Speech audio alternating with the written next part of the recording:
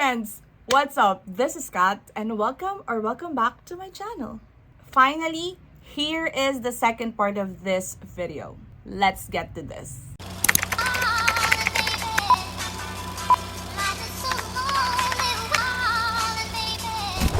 I am super duper sorry because the first part of this video, I've told you guys I'm gonna upload the next part as soon as I could, like the next day after. But it didn't happen because life happened. But anyway, finally, I have the time today to film a video and hopefully edit this one and upload it in the weekend.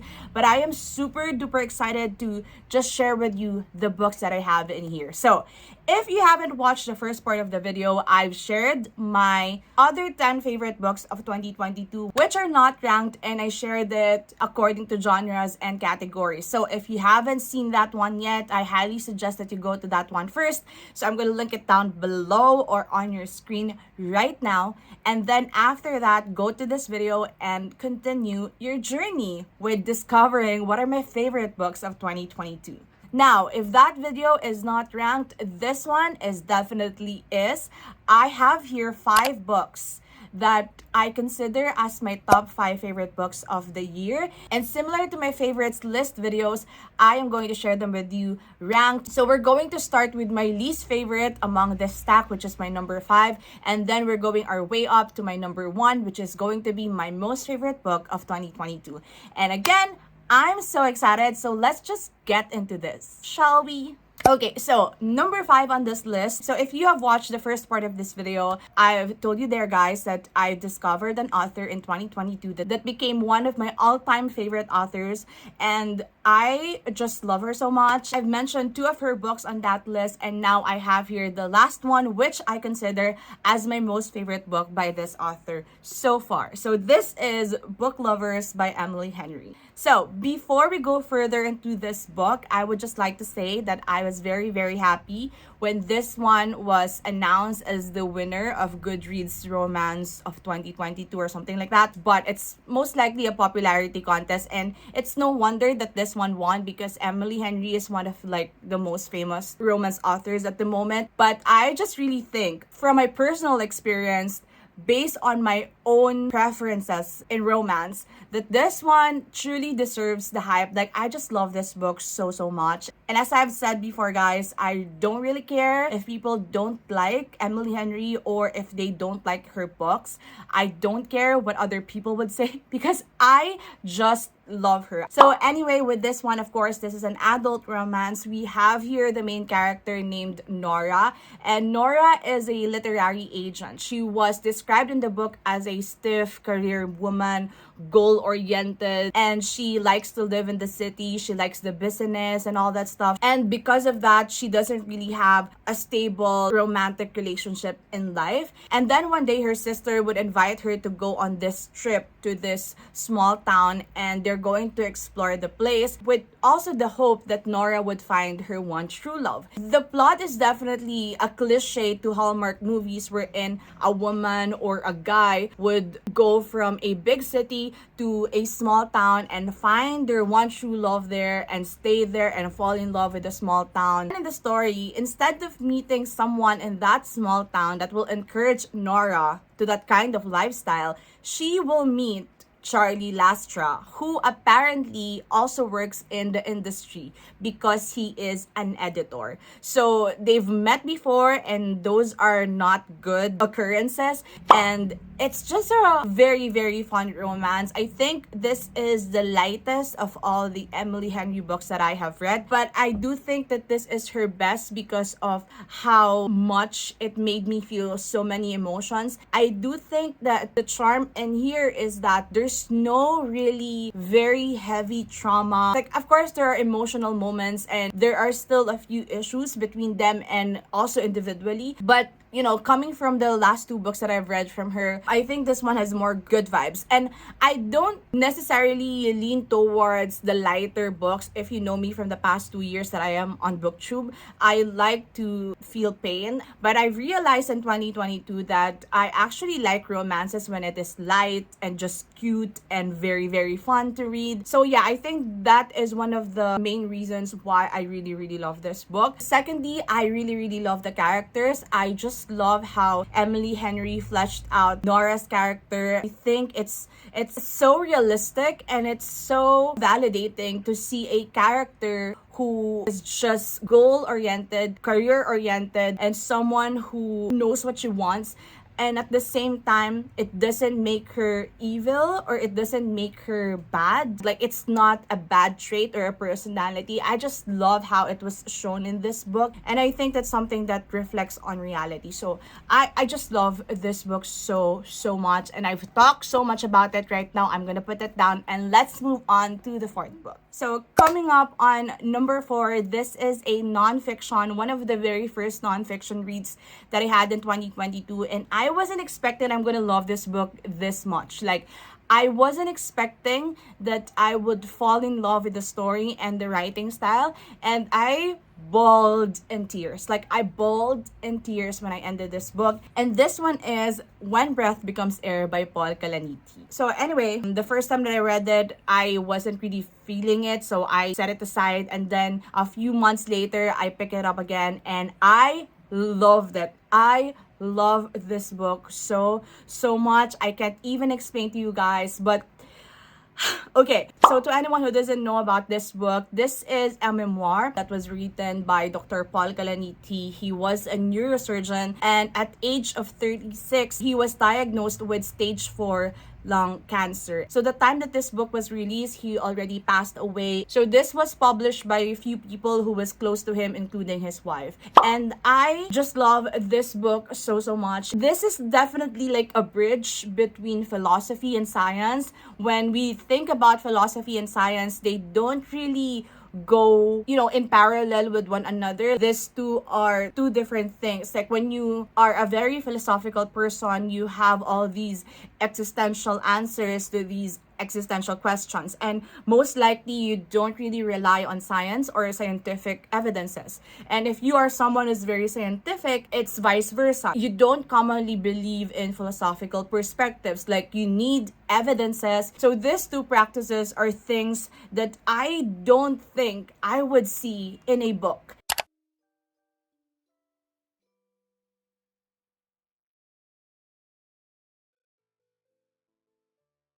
And this definitely was mind-blowing to me. When I was reading this, I can't help but think how good, how brilliant, how incredible Paul Calaniti was as a writer. My brain, it was about to combust when I was reading this book. This book made me think so much. It was thought-provoking how he tried to answer the question, what makes life meaningful, in both philosophical and scientific perspective. So anyway, I also think that not everybody would like this book. I think it's something that I love personally because of the topics, and here are my personal interests. So yeah, anyway, I just love it. It worked for me. This is definitely one of my favorite memoirs ever existed, and I would probably read this all over again. Okay, now let's move on to my third book on this list, and this is something that also hurt me so very much. It's just too much pain and too much rage, because this is All My Rage by Sabaa Tahir. This one, I already know that I'm going to like it because my friends liked it, and most likely, like, we have similar taste when it comes to contemporary. So I already had an expectations going to this book, and oh my god,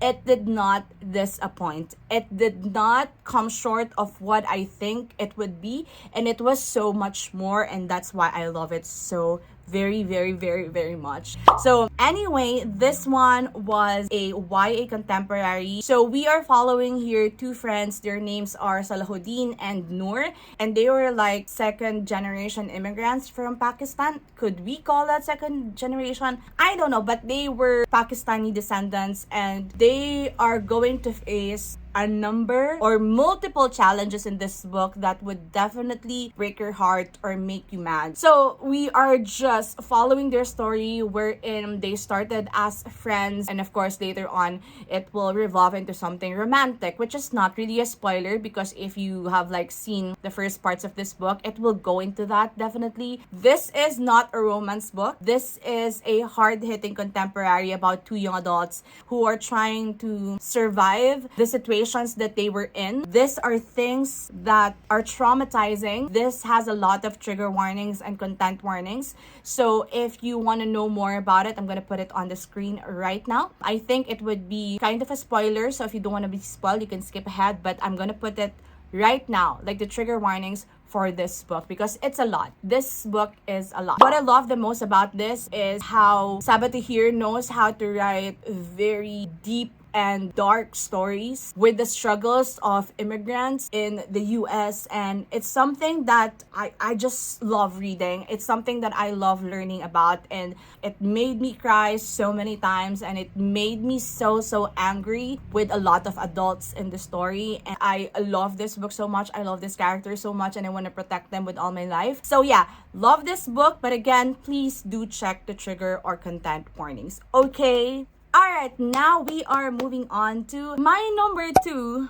Oh my god, number 2 on this list. I am super excited. I don't think anybody would ever be surprised that this book is on my top 5 because I've talked about this book numerous times on my channel and also on my Bookstagram, how much this just gave everything that I want. You have seen it all over the book community for the past year. This book was literally everywhere, and it made a lot of white people mad. So it just adds fun to this. So this is, of course, Babel by R.F. Kuang, or Babel, I don't know. So as I've said, this caused a lot of controversies in 2022, and I love it, especially the ones that trigger the white people, like Chef's Kiss. Love it so much. So this book, if you haven't heard anything about it, or if you don't know what this is about, this is a dark academia. There's a fantasy in here, of course, that follows the story of Robin Swift, who is originally a Cantonese or a Chinese, and he was brought to London by this mysterious man named Professor Lavelle during the time that Canton was having a cholera or a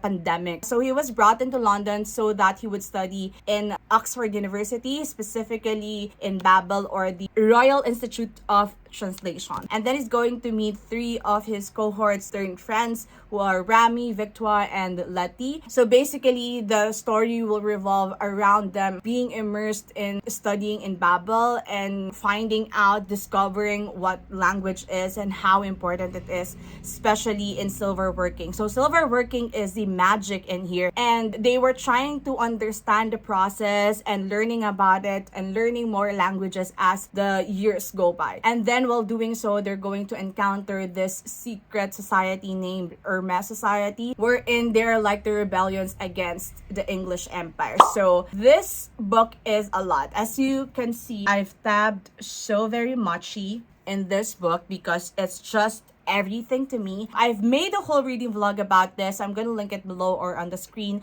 so you can see like my very detailed review and reactions to what happened all throughout this whole chunk of a book. So I'm not going to dive deeper into that, but basically I love how R.F. Kuang wrote this book, how unapologetic the commentaries in here, including colonialism, racism, sexism, free trade, slave trade, or the dark academia as a genre itself. So I just love everything about this book. It's so freaking good. Up until now, the plot and the commentaries in here, it's all ingrained in my mind. I just love it. So anyway, I also do think that this is not for everybody. This is a very dense book. There's a very heavy information on language and translation. So if you're not much into that kind of stories, I don't think that you will like it. But love this, lived up to the hype, and one of my favorite reads of the year.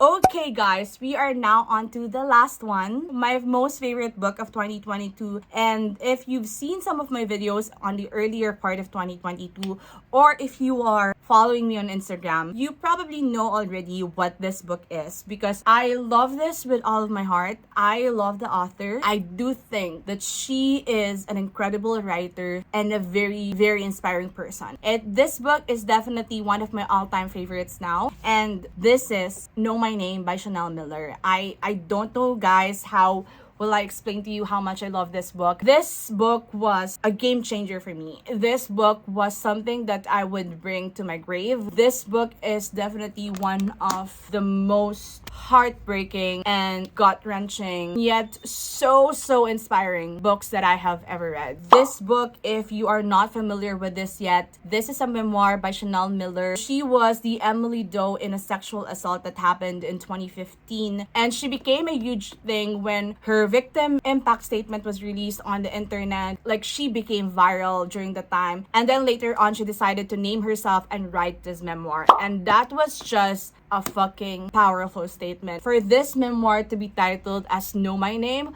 was so powerful. Being known as Emily Doe for many years, and then later on just revealed herself through her own book. I am just so stunned. I am so amazed by how incredible, how brave, how vulnerable Chanel Miller was all throughout the times that she was writing this book. I think I'm going to cry every time I think of this. This will always make me emotional.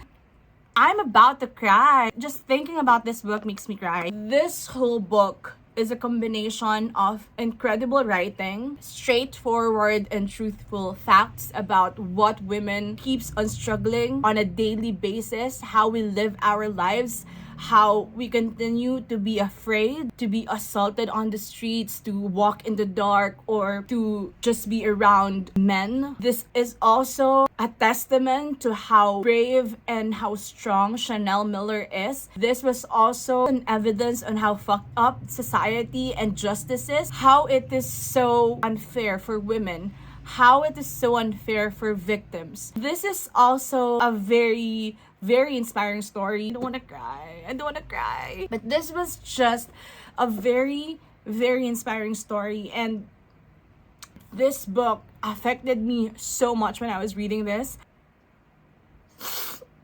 This book was not exclusive to people who experience sexual assault or rape, for that matter, but this book is meant to be read by everybody. I'm so sorry for crying right now because this book just changed my life this year. I know that this could be triggering for some people, but I also do think that the way Chanel wrote this book was something that's so inspiring. It was filled with encouragement, with women empowerment, that I am just like so in love with this book. Oh my god, I'm just like so crying so hard. I'm gonna get back to you. I'm gonna gather myself. Why am I like this? I don't know. I'm so sorry that I was just like so emotional, because I do think that this book is one of the greatest books ever written. This is definitely one of the books that I would bring to the ends of the world. Like, I'm not kidding. I love this book so much, and I highly recommend it to everybody. But I hope that you're in a good mental state before you read this one, because it's going to be very heavy. I think I've shared with you enough of how much I feel about this book because of like all the emotions that you have seen. But I'm gonna stop right here. So this is my #1 book of 2022. So worth it. Alright guys, so these are my 5 favorite books of 2022, and I'm just like so happy about these books. I love these books with all of my heart. They're like my children, and I would continue to hype you all to read these books because I love them. So yeah, anyway, that's it for this video. Thank you so much for being patient with me, and thank you for watching this video even in 2023. If you are still here, thank you very much, and I hope that we have a better 2023, and I hope that you get to read more favorites or 5-star reads in 2023. So that's it guys for this video. I'm gonna stop talking and remind you that the world is yours for the reading. Bye, and see you on the next one, and I hope I would be able to post the next video idea that I have in mind. Bye.